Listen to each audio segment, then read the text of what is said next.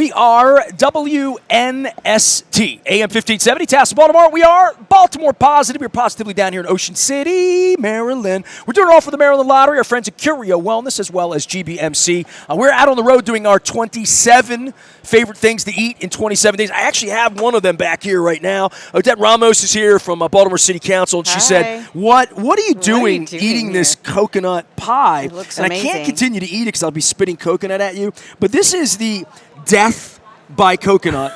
It's what it's death by coconut from the Ugly Pie at in Salisbury, Maryland. That's number 21 or 22 on the list. But I'm getting back to Baltimore to eat. That's good. That's good. You dragged me to a vegan crab cake at one point at my cousin John Shields' place. How are things? Good to see you down here again. It's good to see you. Thanks What do for being council here. people do down here in regard to moving around? Because you're the third city councilwoman I've had on, but I had some of your cohorts on. Yeah, absolutely. So we do lots of things here. We network with our colleagues from other parts of the state who be able to share ideas. We participate in sessions. I spoke at a diversity, equity, inclusion session yesterday. Is such a thing still exists? Yes. Yes. I am wildly confused by a president who's at war with everyone who looks like us and That's right. And so yesterday was a very interesting day here. So I was able to speak with the diversity, equity, inclusion directors across the state, and they, it was a good discussion around what are the things that they still want to be able to do and are still doing. And so we're a state that is, not going to back down and going to continue to do what we are supposed to do to comply and with our values, not necessarily with what's his name, but with our values as a state. So it was a good discussion. There's been three diversity, equity, inclusion sessions here at MACO. So there was the diversity caucus, there was a session Wednesday, and then yesterday's session. So that's good that the conference is really having those kinds of discussions. Yesterday also, though, the Baltimore ICE director was here and at a session talking about... Threatening you in any way? Well, I confronted her directly, and they didn't have their agents here to come and get all the Latinos. What does confront mean? I hear all these attack, confront. Dude, you're putting people like my brother in a cage and throwing them on. Exactly. I'm that's not down basically with what that. I said to I'm her. not down with that. So there was a session about immigration, and it was very, very one-sided. One-sided from them? From the federal side or the states? The Maryland Association of Counties, which I am in leadership, so I'm in the legislative committee. I'm not on the board. But I invited the ICE director, the warden from Hartford County Jail, one of the legislators, and the National Association of Counties for a panel on, clearing the air is what they called it, on immigration. But it was very one-sided as to what ICE is doing and what they are. It didn't even say what we can and can't do. We didn't even talk about that. There was nobody from the side saying, here's what you can do to protect your residents, which was very frustrating. I was in the front row. I got to ask the first question, and my question wasn't a question. It was really just pinning her on the fact that the ICE agents are racial profiling, because all they're doing is roaming around the streets looking for Latinos, looking for brown people, assuming that each of us are here, and that shouldn't be here, separating families. It's really been very, very frustrating. So I talked for about 10 minutes about what, and she didn't answer any questions. She deflected. I had some of my other Latino electeds talk. MACO, I think, did. I think this is a great organization, but they did a really poor job on that session. And so...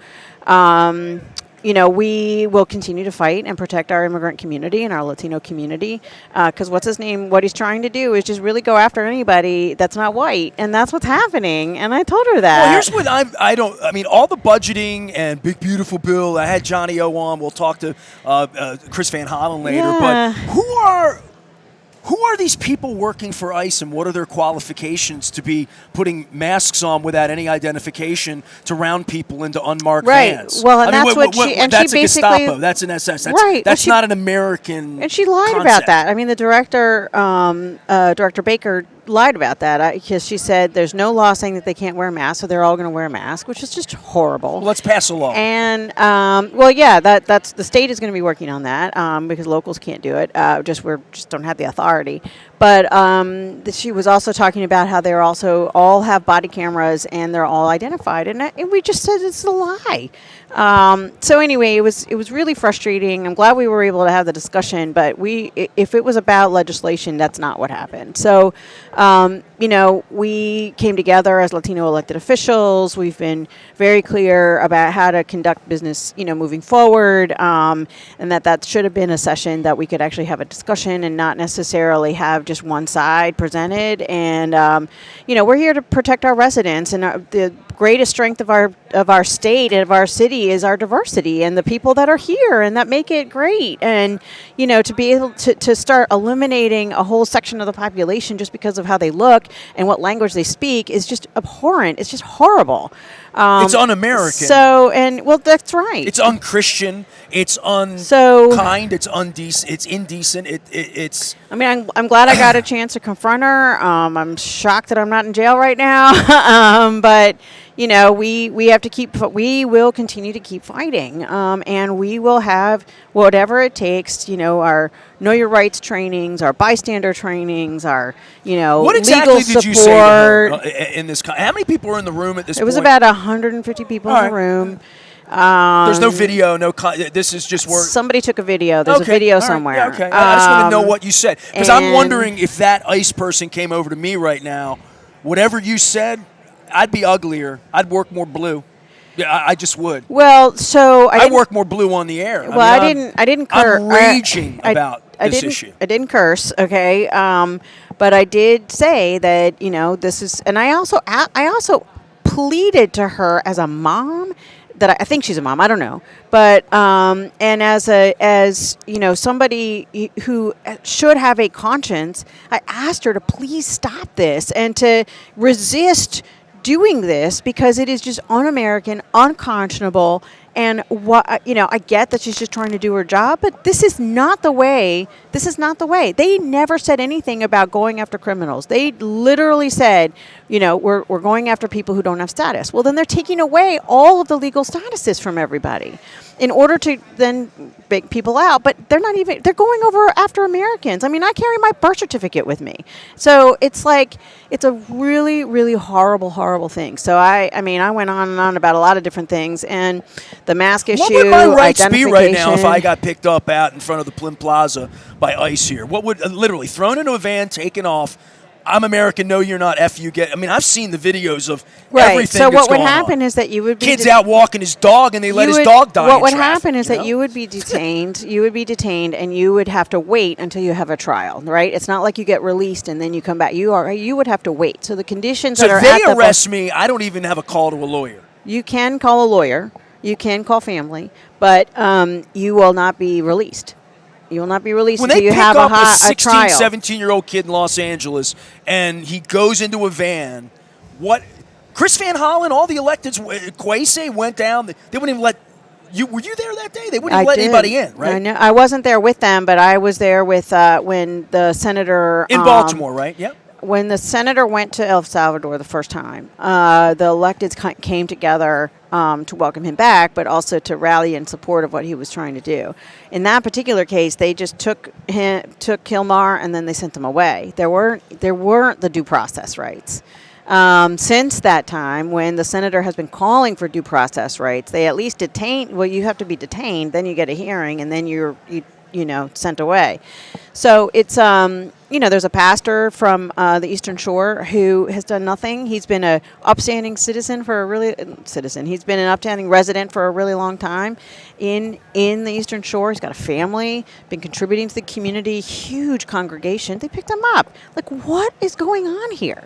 And so we're just going to continue the battle. And if we have to continue it here, we have to continue it here. What do you think of the D.C. thing? Because the whole idea of them not having a governor, that not having representation in that way makes it.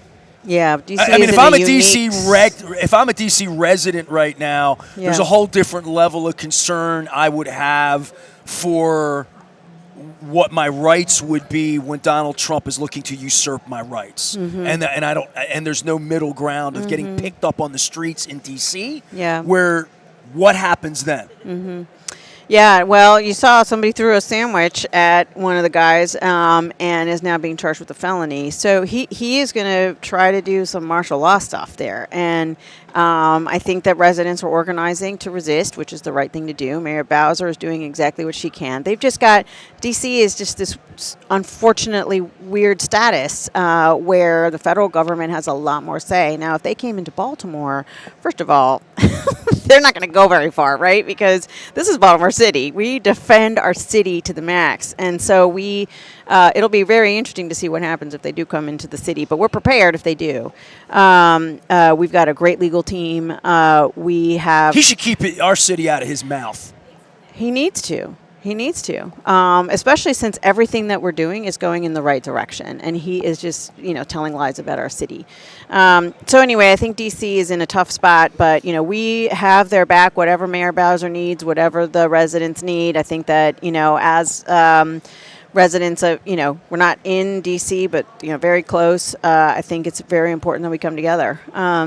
So yeah, it's a lot, and this is unfortunate because. This whole issue around our residents and ICE, it's really a horrible issue. But we also still have to do the day-to-day business of city government, too. Well, that's why when you sat down, I didn't know we were going into the ICE lane to get me all fired up. Odette Ramos is here, Councilwoman from Baltimore City, representing, when I say districts, I had Mark on. I said District 4. I'm like, okay, that's north. So I go district by district. But you're basically, Johns Hopkins area, center of the city. I'm trying to get your borders. Sort of. I mean, I'm got sort of north central, so from basically Falls Road to Clifton Park. So I've got Johns Hopkins and Remington and Hamden, but I also have great neighborhoods like Ednor Gardens, Lake Montebello. You're Montebello. You're that far east. Oh yeah. I have Lake Montebello. So you're not the Cocos though. No, that's Ryan. Yeah. So I have parts of Morgan State University. I have, so my district is. Super diverse. Y at Memorial Stadium. I sure do. Yeah. Right. So hi, John. it's a great district. Also, being the first Hispanic Latina elected official in Baltimore City, I also answer to and want to give voice to a whole citywide contingent, of our community and. Of our Latino community. So I'm the only Latino FCC owner in the history of the state. I'm the only Latino host that's been on the radio 35 years. Still the first and only. And people, I thought I was white for a long, long time. I'm not white. No. I'm just not. Yeah. I mean, I'm just not. I thought I could sort of fit in and be white, but I'm not white. Yeah, no, I can't do it either. I'm just not. I mean, it's not because I don't want to be white. It's because I'm not. It's just I was raised in that way, and really the last 10 years have shown me this animus of racism that has been below the surface in a way that I have not fully respected since Archie Bunker. I mean, literally. No, I mean, it's. I think these are times where we all want to be very proud of who we are and want to make sure that people know who we are. This guy threw toilet paper to your people. Oh, I know. It was horrible. We were in Puerto Rico recently, and it was a Saturday Night Live skit, except it was real. This great mural of that situation right in the middle of the city, and with political commentary on it, and so it's our act of resistance in terms of Baltimore City is obviously getting involved with all the rallies and anything that we can do. But also, because what's his name, continues to think that we're doing something terrible. Our city is actually, we double down on how amazing our diversity is. You can love whoever you want to love in our city. We're going to protect our immigrants. And so making sure that we're doubling down on being involved with our city and making it the example of how every other city can be successful by celebrating our diversity. Well, give me the postcard, Odette, on, because I was trying to get Brandon over here, and I haven't. He's doing what he's doing. what has changed since you and I did this together 5 years ago, where the murder rate alone, not car. Yeah. I mean, I saw Ivan Bates talking about young people and problems and holding parents accountable. I'm good for that. But what has fundamentally changed that someone in Bel Air, Westminster, or Hereford who says, I ain't going back to the city and like all of that, and even thinking we're faking the numbers of murder, like, they're not reporting the crime. I was in a place the other day, they're not reporting crime in Towson. There's a lot more crime in Towson they're reporting. And I'm like, shit, you people believe. I don't know. Like, it's ridiculous. I mean, I think some of what we're seeing in terms of attacks on our city is blatant racism because he is a black mayor. But Mayor Scott has done a great job on reducing the homicide rate and crime, not through policing, okay? We have really done a great job of investing in alternative solutions like the group violence reduction strategy, where you basically figure out which groups are doing the violence. We're going to them and saying, okay, man, you got a choice. We'll put you in jail, or we can give you all of the resources you need to get out of that life, okay? Housing, job, opportunities, we will give that to you, with the promise that you will not be in this life anymore. And people are taking that up and actually doing it. And the violence interrupters at Safe Streets, it's absolutely working, because a lot of the murder rate was really about interpersonal conflict. So it's about teaching people you can have a conflict, but you don't have to shoot each other for it. So these were not random. Random acts of violence are carjackings and to strangers. These murders were not very much interpersonal for the most part. And they were targeted and they were vengeance related. Correct. Yeah. Okay. So I think we've done a good job. We're still got work to do, right? I mean, it's not perfect. There's a lot of guns. I had a quadruple shooting in my district in March. So we do have some, but I mean, I think in general, we're moving in the right direction. Everybody's moving in this direction to really think through how we can do this differently, to get to the root causes of why even people are in this, in this situation. So that's what, it was very intentional. It wasn't accidental like it was a trend. This was very intentional work that we've done. And so, I credit the mayor for his vision on that. And, did you believe in that from the beginning? Were there parts of the I was always a big fan. We got to do something, is what I, No, I was always a big fan. I was on the Public Safety Committee last term, and I know that we had a lot of these discussions, and there wasn't always belief that it would work. But I've always been a big fan of this approach, and it's definitely working. Now, there's still a lot more work to do. Obviously with the death of the 3 firefighters in 2022, that really sparked more emphasis around addressing vacant and abandoned properties, even though there were those of us who had been yelling about it for about 30 years and coming up with policies about how to address it. But I think of you as the housing person. Yeah, I appreciate it. I do. But because I think housing is really the basis for everything. I mean, you can't be healthy unless you have housing. You can't, we saw with the overdose thing a few weeks ago that we had to search all these vacant properties to make sure nobody was in there overdosing. We had, there's health issues. I mean, we've got to address this problem. And so at least that there's, the governor's behind the strategy, the mayor's been putting more money to it. I don't always agree with how the approach is going, but I'm part of that work, getting the right tools in place. So we're making progress there for sure. We're going in the right direction, and at least everybody's got the same goal. We're trying to reduce the number of vacant and abandoned properties, not by just leveling the entire city. Why would we do that? I mean, nobody makes houses like that anymore. They're still standing, even though they're falling apart, because the bones are really good. So let's rehab them so we can get more families in there. And that's what we want to do. What do you hear about rehabbing these homes? How many of these homes have lead paint, asbestos? Sure, a lot of them are sick buildings, no question. So it is expensive, but it is so worth it to have such an amazing, amazing house at the end. My wife and I, for the first time last week, she went down Lombard and saw the community college just gone. Next to the Holocaust park. It's going to be a park. Yeah. Right? And she looked at it and I said, this is what Detroit looked like when they came in and started sort of like greening it a little bit. It's just a whole block of grass. And that's probably a whole lot better than a block of blight. It but is true, somewhere but not in always between. the best. Well, that's why I was asking you.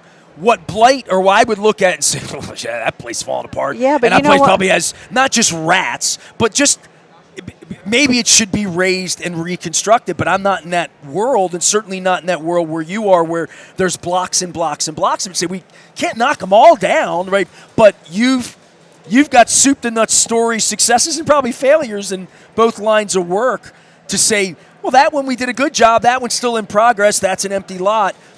But I think the blight itself, taking that away, is its own broken window thing for me. Just driving and seeing grass, but that building wasn't falling apart. The community college building didn't look like, maybe it was on the inside. Yeah, obviously it was. But that wasn't a city blight, but it is now a city park. So. Yeah.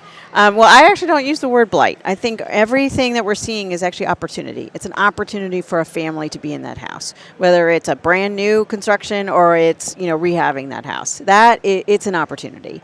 But do we know the difference between things that need to be torn down and things that can be rehabbed? We've been working on.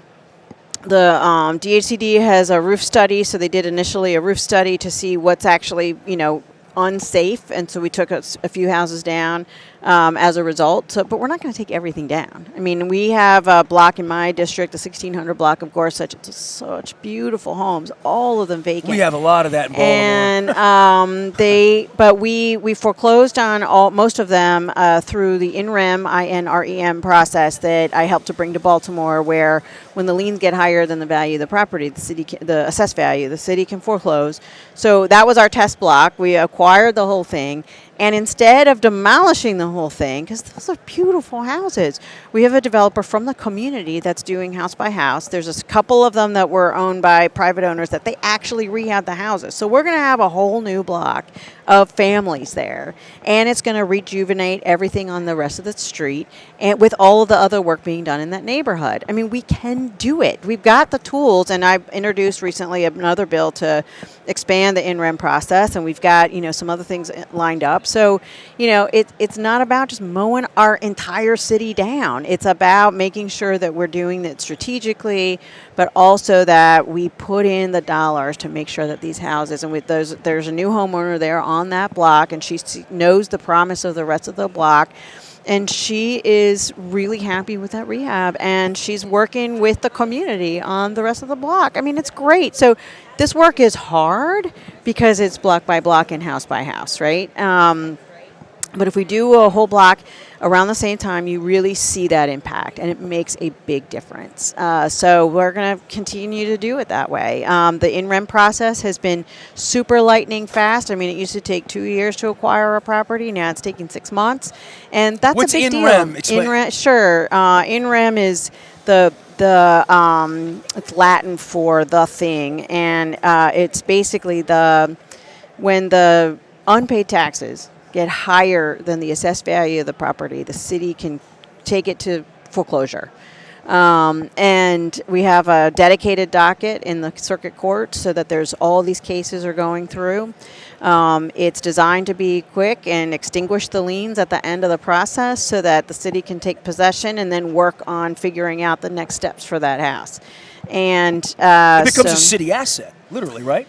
It does, okay. And that way, but we don't have to auction it off to another owner. We can, unlike other processes that we have, we can keep that whole block and then work, with the community on the outcome that they want to see, and with the goals that we need for our city. We want to grow our city's population, but we need housing to do it, right? Sure. I mean, and jobs and transportation. We need everything, but housing is part of it. Like we talk about bringing people in, but we need the housing. People actually want to move into Baltimore, but despite what Fox News says, people want to move here, and we need to make sure that we have the inventory. I have Megan McCorkle, and she tells me that all the time. Yeah. Odette Ramos is here. She's Councilwoman. My time is short. I had Zach by yesterday, and we were talking about sort of that big hole where the mechanic is and the tax situation in these big holes in the ground where Mr. Big owns something and just says, I'm not dealing with it. I'll pay the 10 cents in taxes. Yeah. Let it be. I'll use the word blight. You don't like it, but let it be a hole in the ground. I don't care. I'm I'm Mr. Big, or it's just not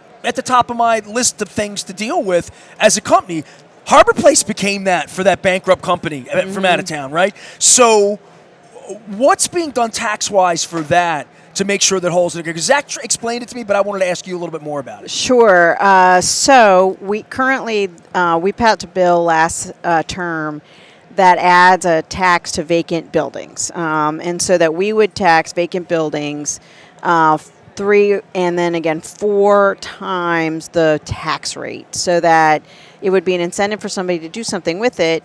Nobody's going to pay it, but it does get houses up to be able to be eligible for in rem so that we can foreclose.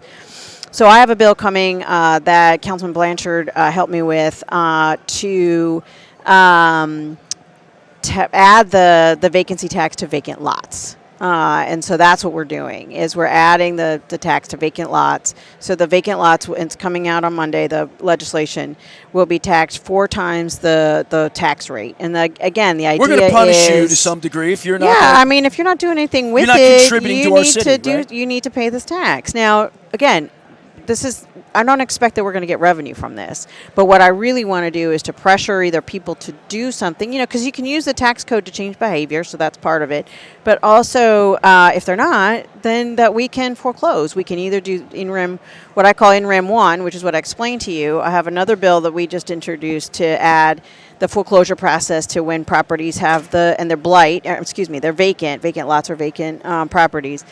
When the liens are below the value of the property, we can still foreclose. So we're going to put all those tools in place to be able to do what we need to do strategically. The mechanic is a tough one, and I know that's something that Councilman Blanchard really wants to work on. So the vacancy tax that we're about to introduce will help in that regard. He's also interested in what's called a split value tax or a land value tax, where you could sort of flip the script on, taxing land more than you tax properties. Jury's still out on how that's all going to work, if it works. The General Assembly needs to take action for us to even have authority to do it. But we're using the authority that the General Assembly already gave us to be able to add these taxes. We may go up to 10%, 10 times more than the tax rate at some point, but we're going to start with this 4. Anything else you're excited about? We've done a lot of complaining and fixing problems here. Is there any PR you want to do, Odette? Actually, yes. I am so grateful to be in Baltimore and be a part of the solution in Baltimore, but also to represent my district. I represent 18 bookstores. And so the mayor's office agreed 2 years ago to move the Baltimore Book Festival to Waverly. Oh, that's right. And we talked about this before. Baltimore okay. Book Festival is coming up September 12th, 13th, and 14th. Same footprint as last year. So on 30th in front of Peabody Heights, 31st Street in front of Normal's Bookstore, and 32nd Street in front of Red Emma's, along with the market and everything in between. This is the smile of a 4-time author of books. So. Yes, we're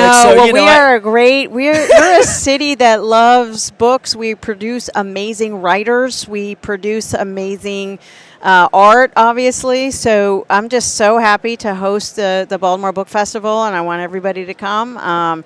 It will be a great 3 days of... What's the days? We got dates on this? Yeah, September 12th, 13th, and 14th. I'm in town. Okay, good. So, that's good. Yeah, there'll be author talks at each of the bookstores. There will be vendors. There will be City Lit Project is also a partner, so they're going to have a tent, and Red Emma's has a tent, and then we'll have a children's tent, and it's really going to be great. It was great last year. We're perfecting how the layout looks in Waverly. So I want everybody to come out and enjoy, learn about some local authors and some national authors. There'll be workshops on writing. There'll be poetry readings. There'll be, everything in between. And we also have the book thing will be open that weekend, so you can pick up some books. We can drop off some books over to the book thing that you've already finished reading. So it will be really great. So we hope everybody comes to Waverly for the book festival. Well, as 2 Latinos here, one of us actually bilingual, I want to tell you my book story that I knew that the country was falling apart. You ready? Mm-hmm. And it happened about 12 blocks away from here, from where we're sitting. Okay. 2013, Ravens win a Super Bowl. Right. In February, and I took 100 days and stopped. I didn't watch any hockey. I didn't talk to my wife. I didn't go to concerts. I wrote Purple Rain 2. And I labored hard to have it ready to go for Father's Day, which is in June, to be delivered. Yeah. And Father's Day week, always, second week of June, the Ravens have their convention down here. So I had Brian Billick. I had books behind me, stacks and boxes of books in a thing like this. I paid the Ravens Roost people $500 for like a table at the convention down at Castle in the Sand, 28th Street. So we're on 11 blocks away. So I'm there, and I got my book out. And my book ain't got any pictures. It's all words, lots of words. And it's about this big, and it was 400 and some pages. And there were 15,000 Ravens fans. Hardcore, paint your basement purple. I wrote a book, third person, telling all of the stories in their words of the most significant thing that ever happened to Ravens fans. These people all are spending $1,000, $2,000 to be down here. They walked by, they looked at my book. They did not balk at the $20 price. They balked at the fact that it was a book. And I cannot tell you how many people. I think I sold 40 books. I don't even think I made the $500 back, but I sat there all day, and the thing that I remember about that day, so we're talking early, mid-13, middle of the summer 13. I don't read no books. I ain't read no books, and I didn't even read books in high school. And I thought, this is how Donald Trump gets elected. We don't read no books.